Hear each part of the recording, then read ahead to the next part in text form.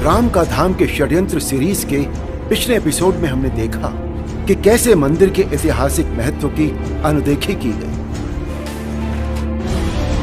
आज हम देखेंगे कि कैसे राम मंदिर से जुड़े सबूतों और इतिहास को मिटाया, यहां तक कि वोट बैंक के लालच में श्री राम के अस्तित्व पर ही सवाल खड़े कर दिए गए। आज अयोध्या में भगवान श्री राम का मंदिर भारत की शाश्वत संस्कृति और कभी भी हार न मानने की संकल्प शक्ति का सबसे बड़ा प्रतीक है। लेकिन इस संघर्ष में कदम कदम पर श्री राम के और मंदिर के ऐतिहासिक साक्ष्यों के खिलाफ षड्यंत्र किए गए।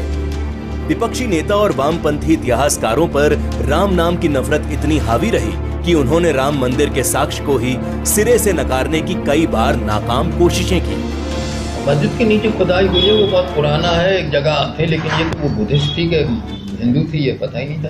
एक छोटी सी मिली है बहुत नीचे, कोई जिसको मेरे ख्याल में मस्जिद बनने से कोई 800-900 साल पहले, तो वो ये कहते हैं कि ये शिव जी का थोड़ा श्राइन है, लेकिन वो ज़्यादा तो बुद्धिस्ट स्ट्रक्चर मालूम होता है।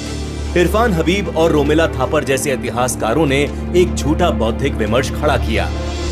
So let me try and explain this argument. Mention is made of something called the Ram Katha, but a text of this is not available to us from the very early period. तो वहीं इतिहासकार RS. Sharma ने तो ये तक कह डाला कि विश्वास से राम मिलेंगे, इतिहास से नहीं। डी.एन. झा जैसे इतिहासकारों द्वारा स्कंद पुराण और वाल्मीकि रामायण तक पर सवाल खड़े किए गए। वामपंथी इतिहासकारों और कांग्रेस के सुर में सुर मिलाते हुए सुन्नी वक्फ बोर्ड से जुड़े आर्कियोलॉजिस्ट ने एएसआई की रिपोर्ट पर ही सवाल खड़े करते हुए कह दिया कि मस्जिद के नीचे मंदिर होने के कोई साक्ष्य नहीं है। रोज ऐसे ही नए नए फर्जी दावों के दम पर कोर्ट में यह मामला लंबा खींचा गया। कांग्रेस ने तो एक और कदम आगे बढ़ाते हुए राम सेतु मामले में कोर्ट में हलफनामा दायर करके भगवान राम को ही काल्पनिक पात्र बता दिया। ये विडंबना ही कही जा सकती है कि जहां एक तरफ कांग्रेस और वामपंथी इतिहासकार भगवान राम के अस्तित्व पर ही संदेह खड़ा कर रहे थे, वहीं दूसरी तरफ मध्यकालीन विदेशी यात्री जोसेफ टेफेनथैलर, एम. मार्टिन और विलियम फिंच के ऐतिहासिक यात्रा विवरण ही कोर्ट के फैसले का आधार बने। इन विदेशी यात्रियों ने यात्रा संस्मरणों में भगवान राम और उनसे जुड़े पवित्र स्थानों का व्यापक उल्लेख किया था। 2019 में सुप्रीम कोर्ट ने आर्कियोलॉजिकल सर्वे ऑफ इंडिया की रिपोर्ट का हवाला देते हुए कहा कि बाबरी मस्जिद का निर्माण किसी खाली जगह पर नहीं किया गया था। विवादित जमीन के नीचे एक और ढांचा था और यह इस्लामिक ढांचा नहीं था।